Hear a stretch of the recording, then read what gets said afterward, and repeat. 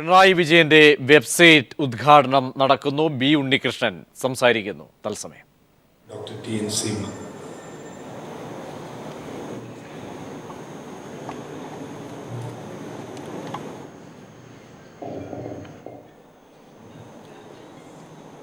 Doctor Thomas Isaac, സഖാവ് Pinarayi Vijayan, doctor Shibulal, സഖാവ് അനാവൂർ, സഖാവ് കടമ്പള്ളി, സഖാവ് സി പി, പ്രിയമുള്ള സുഹൃത്തുക്കളെ, ഗുരുജനങ്ങളെ, വളരെ അഭിമാനത്തോടെയും സന്തോഷത്തോടെയുമാണ് ഈ വെബ്സൈറ്റ് ഉദ്ഘാടന വേളയിൽ പങ്കെടുക്കുന്നത്.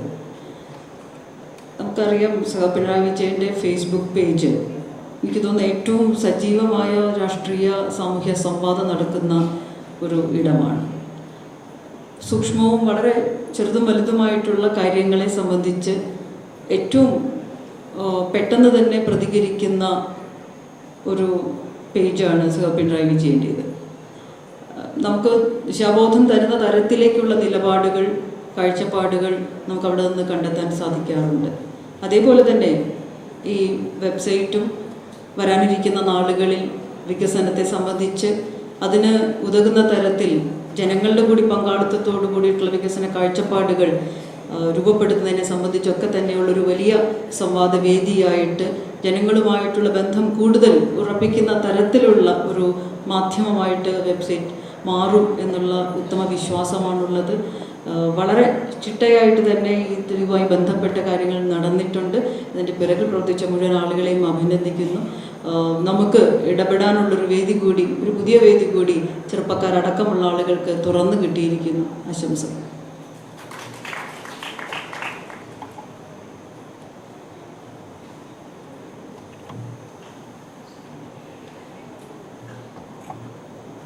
അടുത്തതായി പിണറായി വിജയൻ സംസാരിക്കും.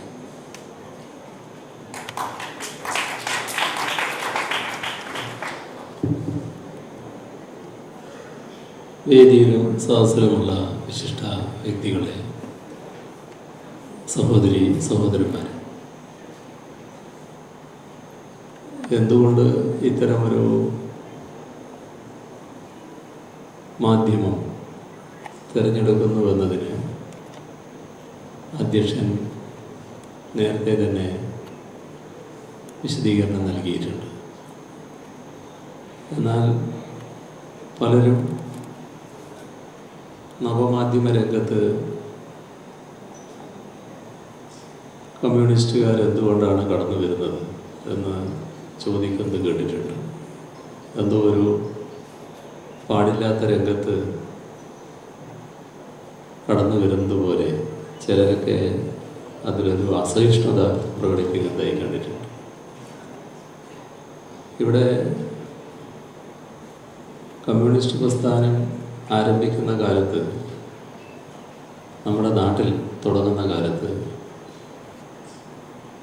മാധ്യമരംഗം എന്നത് പത്രരംഗം മാത്രമാണ്. അപ്പം അത്തരമൊരു കാലത്ത് വളരെ ചെറിയ പ്രസ്ഥാനം എന്ന നിലക്കാണ് കമ്മ്യൂണിസ്റ്റ് പാർട്ടി ആരംഭിക്കുന്നത്. പക്ഷെ അന്ന് തന്നെ ആശയപ്രചരണത്തിന് ഒരു മാധ്യമം വേണം എന്ന് പാർട്ടി കണ്ടിരുന്നു. അത് വാരികയായി തുടങ്ങിയിട്ടുണ്ട്, പിന്നീടത് പത്രമായി മാറിയിട്ടുണ്ട്. എല്ലാ ഘട്ടത്തിലും ആശയപ്രചരണത്തിന് പ്രാമുഖ്യം കൊടുക്കുന്ന പാർട്ടിയാണ് കമ്മ്യൂണിസ്റ്റ് പാർട്ടി. കാരണം കൂടുതൽ ആളുകളിലേക്ക് ആശയം എത്തേണ്ടതായിട്ടുണ്ട്. അതിനുള്ള മാധ്യമം ഉപയോഗിക്കാനാണ്. അപ്പോൾ പത്രമായാലും പിന്നീടുള്ള ദൃശ്യമാധ്യമ രംഗമായാലും അതെല്ലാം കഴിഞ്ഞ് നവമാധ്യമ രംഗത്തേക്ക് കടക്കുമ്പോൾ നവമാധ്യമ രംഗം ഇന്ന് വളരെ വിപുലമായി ഉപയോഗിക്കപ്പെടുകയാണ്. അപ്പം അതിൽ നിന്ന് മാറി നിന്നാൽ വലിയൊരു വിഭാഗം ആളുകളിൽ എത്തില്ല എന്നാണ് അതിൻ്റെ അർത്ഥം. ഇപ്പോൾ ഉദ്ഘാടകൻ ഷിബുലാൽ ടെക്നോളജിയുടെ പ്രാധാന്യത്തെക്കുറിച്ച് പറഞ്ഞു. നമ്മുടെ രാജ്യത്ത് തന്നെ ടെക്നോ പാർക്ക് എന്ന ആശയം ഇവിടെ സഖാവ് നായനാർ മുഖ്യമന്ത്രിയായിരിക്കുമ്പോഴാണ് കൊണ്ടുവരുന്നത്. പിന്നീടത് മറ്റു പലയിടത്തും ഉണ്ടായിട്ടുണ്ട് എന്നത് ശരിയാണ്. പക്ഷേ ഒരു കേന്ദ്രത്തിൽ വിവിധ സ്ഥാപനങ്ങൾ കൊണ്ടുവരിക എന്ന ആശയത്തോടെയാണ് ടെക്നോ പാർക്ക് ഇവിടെ ആരംഭിച്ചത്. അപ്പം ഇത്തരത്തിലുള്ള കാര്യങ്ങൾക്ക് കമ്മ്യൂണിസ്റ്റുകാർ ഒരു ഘട്ടത്തിൽ വിമുഖത കാണിച്ചിട്ടില്ല എന്നതാണ് വസ്തുത. ഇന്ന് നാം സംവദിക്കേണ്ടത് നമ്മുടെ നാട്ടിലുള്ളവരുമായി മാത്രമല്ല, നമ്മുടെ സഹോദരങ്ങൾ രാജ്യത്തിനകത്തും രാജ്യത്തിനും പുറത്തും വലിയ തോതിലാണുള്ളത്. മലയാളി സഹോദരങ്ങൾ അവരെല്ലാം നവമാധ്യമ രംഗത്ത് വളരെ തൽപരരുമാണ്, നല്ലതുപോലെ ഇടപഴകുന്നവരുമാണ്. കേരളത്തെക്കുറിച്ച് നല്ല സ്വപ്നങ്ങൾ വെച്ച് പുലർന്നവരുമാണിവർ. നമ്മുടെ യുവതലമുറയായാലും നമ്മുടെ പ്രവാസി സമൂഹമായാലും എങ്ങനെ കേരളം അഭിവൃദ്ധിപ്പെട്ടു വരണം എന്നതിനെക്കുറിച്ച് വ്യക്തമായ കാഴ്ചപ്പാടുള്ളവരാണ്. അപ്പം അവരുമായി സംവദിക്കാനുള്ള ഒരു മാധ്യമമായിട്ട് കൂടിയാണ് ഇത് ഉദ്ദേശിക്കുന്നത്. അവരിലേക്കെത്താനും അവരോട് ചേർന്ന് നിൽക്കാനും ഇത്തരമൊരു മാധ്യമം നല്ലതുപോലെ ഉപകരിക്കും എന്ന് തന്നെയാണ് കാണുന്നത്. ഇവിടെ സൂചിപ്പിച്ചതുപോലെ നമ്മുടെ സമൂഹം നേരിടുന്ന പ്രശ്നങ്ങളും അതിന് ഇടതുപക്ഷം കാണുന്ന പരിഹാര മാർഗങ്ങളും സ്വാഭാവികമായും ഇതിലൂടെ ഓരോ ഘട്ടത്തിലും പ്രതിപാദിക്കാനാവും. അതിൻ്റെ ഭാഗമായുള്ള സംവദിക്കൽ നല്ലതുപോലെ ഇതിലൂടെ ഉണ്ടാവുകയും ചെയ്യും. ഇത്തരമൊരു സംരംഭം പൊതുവെ സ്വാഗതം ചെയ്യപ്പെടും എന്ന് തന്നെയാണ് കരുതുന്നത്. ഇവിടെ ഇതുമായി ബന്ധപ്പെട്ട് ഇതിന് ചെറിയൊരു സംഘാടക സമിതി പ്രവർത്തിച്ചു. ആ സംഘാടക സമിതിയുടെ ക്ഷണമനുസരിച്ച് ഇവിടെ എത്തിച്ചേർന്ന് സഹകരിച്ച എല്ലാവർക്കും കൃതജ്ഞത കൂടി രേഖപ്പെടുത്തിക്കൊണ്ട് അവസാനിപ്പിക്കുന്നു. നിങ്ങൾക്കെൻ്റെ അഭിവാദ്യം. പിണറായി വിജയൻ്റെ വെബ്സൈറ്റിൻ്റെ ഉദ്ഘാടന ചടങ്ങാണ് നടന്നത്. www.pinarayivijayan.in എന്ന സൈറ്റിൻ്റെ ഉദ്ഘാടനമാണ് നടന്നത്. ഹൈക്കമാൻഡ് വെട്ടിനിരത്തുമെന്ന് ഉറപ്പായതോടെ സ്ഥാനാർത്ഥിത്വത്തിൽ നിന്നും ബെന്നി ബെഹനാന്റെ നാടകീയമായ പിന്മാറ്റം. ഹൈക്കമാൻഡ് ലിസ്റ്റ് പ്രഖ്യാപിക്കാനിരിക്കെ താൻ പിന്മാറുന്നതായി ബെന്നി ബെഹനാൻ മാധ്യമങ്ങളെ അറിയിക്കുകയായിരുന്നു. സുധീറിന് ഇഷ്ടമില്ലെങ്കിൽ താൻ മത്സരിക്കാനില്ലെന്ന് ബെന്നി ബെഹനാൻ പറഞ്ഞു. വിശദാംശങ്ങൾ KM ഉമേഷ് നൽകും. ഉമേഷ്, അവസാന നിമിഷം പെട്ടെന്ന് തന്നെ ഒഴിവാക്കുമെന്നൊരു ഘട്ടം എത്തിയപ്പോൾ പിന്മാറുകയായിരുന്നുവോ? എന്താണ് ഒരു പക്ഷേ ബെന്നി ബെഹനാൻ പറഞ്ഞത്? സുധീറിനെ അടക്കം പഴിക്കുന്നുണ്ടോ? പ്രജീഷ്, ഹൈക്കമാൻഡിന്റെ അന്തിമ പട്ടിക വരാൻ ഏതാനും മണിക്കൂറുകൾ മാത്രം അവശേഷിക്കുകയാണ് ബെന്നി ബെഹനാൻ നാടകീയമായി പിന്മാറിയത്. താൻ തൃക്കാക്കര മണ്ഡലത്തിൽ നിന്ന് ജനവിധി തേടുന്നില്ല എന്നാണ് അദ്ദേഹം അറിയിച്ചത്. KPCC പ്രസിഡന്റ് VM സുധീറിന് താല്പര്യമില്ലാതെ താൻ ഇത്തരത്തിൽ തൃക്കാക്കരയിൽ മത്സരിക്കാൻ ഇറങ്ങുന്നത് ഉചിതമല്ല എന്ന് തോന്നി, അതുകൊണ്ട് പിൻവാങ്ങുകയാണ് എന്നാണ് ബെന്നി ബെഹനാൻ വ്യക്തമാക്കിയത്. രാവിലെ മുതൽ തന്നെ തൃക്കാക്കര മണ്ഡലത്തിൽ ബെന്നി ബെഹനാൻ അല്ലാതെ PT തോമസിന്റെ പേരാണ് ഹൈക്കമാൻഡ് അത്തരത്തിൽ പി ടി തോമസിനെ നിർദ്ദേശിച്ചതായുള്ള സൂചനകളാണ് വന്നുകൊണ്ടിരുന്നത്. എന്നാൽ അപ്പോഴൊന്നും തന്നെ ബെന്നി ബെഹനാൻ അത്തരത്തിലൊരു പ്രതികരണം അല്ലെങ്കിൽ പിൻവാങ്ങുന്നതായുള്ള ഒരു സൂചനകൾ ഒന്നും തന്നെ ഉണ്ടായിരുന്നില്ല. എന്നാൽ ഉച്ചയ്ക്ക് ശേഷം ബെന്നി ബെഹനാൻ തന്നെ മാധ്യമങ്ങളെ വിളിച്ച് ഇത്തരത്തിൽ വാർത്താ സമ്മേളനം നടത്തി താൻ പിൻവാങ്ങുകയാണ് എന്ന് അറിയിക്കുകയായിരുന്നു. KPCC പ്രസിഡന്റിന് താല്പര്യമില്ലാതെ താൻ മത്സരിക്കുന്നില്ല, അത് കൂടുതൽ വിവാദങ്ങൾക്ക് ഇടയാക്കും, താൻ പിൻവാങ്ങുന്ന കാര്യം മുഖ്യമന്ത്രി അടക്കമുള്ള വേണ്ടപ്പെട്ടവരെല്ലാം തന്നെ അക്കാര്യം അറിയിച്ചിട്ടുണ്ട് എന്ന് ബെന്നി ബെഹനാൻ പറയുകയുണ്ടായി. ഇതേ തുടർന്ന് ബെന്നി ബെഹനാന്റെ വാർത്താ സമ്മേളനം അവസാനിച്ച ഉടൻ തന്നെ ബെന്നി ബെഹനാന് അനുകൂലമായി ഒരു വിഭാഗം പ്രവർത്തകർ കൊച്ചിയിൽ പ്രകടനം നടത്തുകയുണ്ടായി. KPCC പ്രസിഡന്റ് VM സുധീരനെ രൂക്ഷമായി വിമർശിച്ചുകൊണ്ട് തന്നെയാണ് ബെന്നി ബെഹനാൻ അനുകൂലമായി പ്രകടനം നടത്തിയത്. KV തോമസ് MP അടക്കമുള്ളവർ, കൊച്ചി മേയർ അടക്കമുള്ളവർ എല്ലാം തന്നെ ബെന്നി ബെഹനാനെ വന്ന് കണ്ട് ചർച്ച നടത്തുന്ന ഒരു സാഹചര്യം കൂടി ഉണ്ടായിരുന്നു. എന്തായാലും ബെന്നി ബെഹനാൻ അവസാന നിമിഷം പിൻവാങ്ങുന്നതായി അറിയിച്ചിരിക്കുന്നു. ഉമേഷാണ് വിവരങ്ങൾ നൽകിയത്. കോൺഗ്രസ് സ്ഥാനാർത്ഥി പട്ടിക ഇന്ന് പുറത്തിറക്കാൻ സാധ്യത. ആരോപണ വിധേയരായ മന്ത്രിമാർക്ക് വീണ്ടും സീറ്റ് നൽകിയാണ് കോൺഗ്രസിന്റെ സ്ഥാനാർത്ഥി പട്ടിക പുറത്തിറങ്ങുക. TN പ്രതാപൻ, മന്ത്രി CN ബാലകൃഷ്ണൻ തുടങ്ങി സ്വയം ഒഴിയാൻ തയ്യാറായ 4 MLA-മാരെ ഒഴിവാക്കുന്നതോടുകൂടി 35 സിറ്റിംഗ് MLA-മാർ വീണ്ടും മത്സരിക്കും. വിശദാംശങ്ങളുമായി M സന്തോഷ് ദില്ലിയിൽ നിന്നും ചേരുന്നു. സന്തോഷ്, എപ്പോഴായിരിക്കും സ്ഥാനാർത്ഥി പട്ടികയുടെ പ്രഖ്യാപനം ഉണ്ടാകാനിടയുള്ളത്?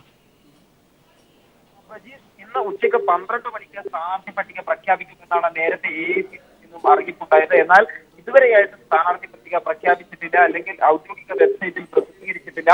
അല്പസമയത്തിനകം തന്നെ സ്ഥാനാർത്ഥി പട്ടിക പുറത്തുവിടും എന്ന AICC-യിൽ നിന്നും ഇപ്പോഴും വിവരം ലഭ്യമായിട്ടുണ്ട്. 86 അംഗങ്ങളുള്ള അല്ലെങ്കിൽ 86 സ്ഥാനാർത്ഥികളുടെ പട്ടികയാണ് പുറത്തുവിടുന്നത്. ഇതിൽ 39 സിറ്റിംഗ് MLA-മാരുണ്ട്. ഇതിൽ 33 പേർ ഈ പട്ടികയിൽ ഉണ്ടാകും എന്ന് അറിയാൻ കഴിയുന്നു. ആര്യാടൻ മുഹമ്മദ്, CN ബാലകൃഷ്ണൻ, വേറമ്പിൽ രാമകൃഷ്ണൻ, PA മാധവൻ, പ്രതാപൻ, ബെന്നി ബെഹനാൻ ഉൾപ്പെടെയുള്ളവർ ലിസ്റ്റിൽ ഉണ്ടാകില്ല. ഇന്നലെ സ്ക്രീനിംഗ് കമ്മിറ്റി തയ്യാറാക്കിയ അല്ലെങ്കിൽ ഹൈക്കമാൻഡിന് കൈമാറിയ അന്തിമ പട്ടികയിൽ ബെന്നി ബെഹനാന്റെ പേരുണ്ടായിരുന്നു. എന്നാൽ രാഹുൽ ഗാന്ധിയുടെ ഇടപെടലിനെ തുടർന്ന് ബെന്നി ബെഹനാന്റെ പേര് ഇപ്പോൾ മാറ്റിയിരിക്കുന്നു എന്നുള്ള വിവരം ലഭ്യമാകുന്നു. PT തോമസ് ആയിരിക്കും ബെന്നി ബെഹനാന് പകരം മത്സരിക്കുക എന്ന് തന്നെയാണ് അറിയാൻ കഴിയുന്നത്.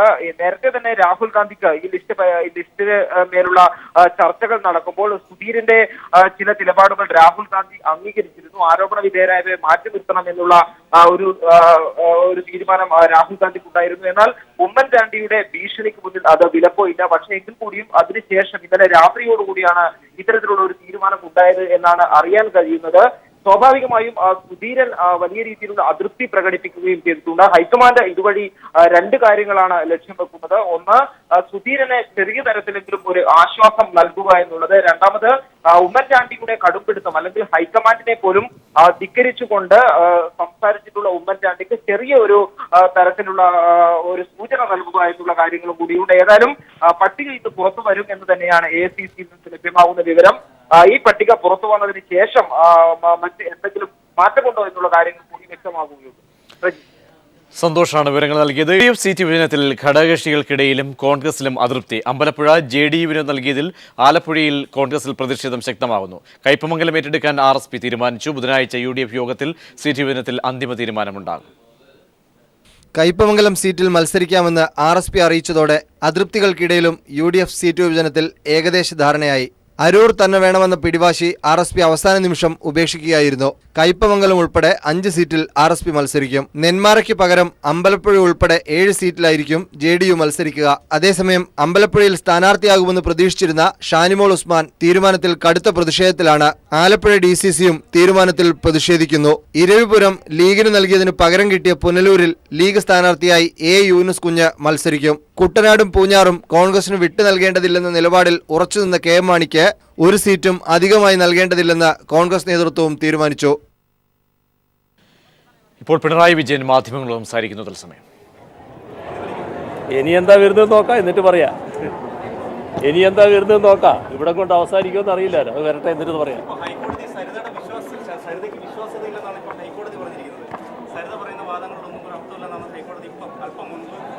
ഓ, ഹൈക്കോടതിയിൽ കേസ് പോയിരുന്നോ? ആരും കേസ് പോയോ? ഞാനറിയില്ല. അത് അതെ, ഇനി എന്തൊക്കെയാണ് വരുന്നത് നോക്കാം, എന്നിട്ട് പറയാം. ഇത് അല്ല, അറിയില്ലല്ലോ എന്താന്ന്. ഇങ്ങനെ ഓരോ സമയത്ത് വരികയല്ലേ. ശരി. പിണറായി വിജയൻ മാധ്യമങ്ങളോട് സംസാരിക്കുകയായിരുന്നു. ഇടവേള.